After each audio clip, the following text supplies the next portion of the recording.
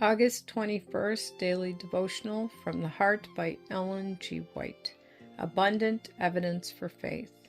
The man told the Jews that it was Jesus who made him well. John chapter 5, verse 15. And please also read John chapter 5.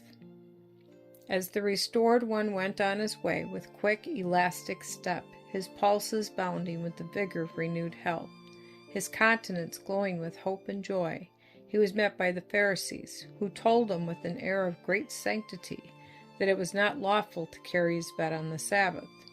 There was no rejoicing at the deliverance of that long imprisoned captive, no grateful praise that one was among them who could heal all manner of disease.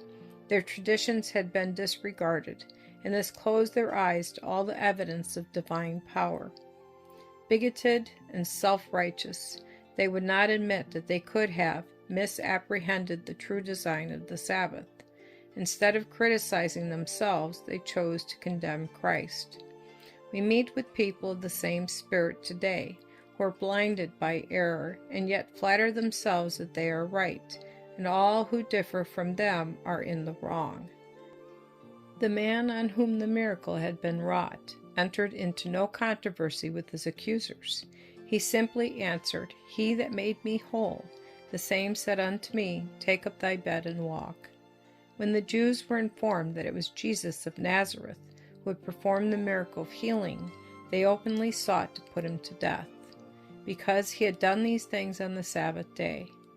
These pretentious formalists were so full of zeal for their own traditions that to sustain them, they were ready to violate the law of God. To their charges, Jesus replied calmly, "I am working in perfect harmony with my Father." This answer furnished another pretext to condemn him. Murder was in their hearts, and they waited only for a plausible excuse to take his life. But Jesus steadily continues to assert his true position. The Son can do nothing of himself, but what he seeth the Father do.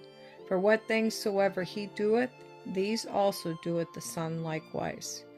God works through whom he will by ways and means of his own choosing, but there are ever some to act the part of the criticizing Pharisees. God designs that all shall believe, not because there is no possibility of doubt, but because there is abundant evidence for faith.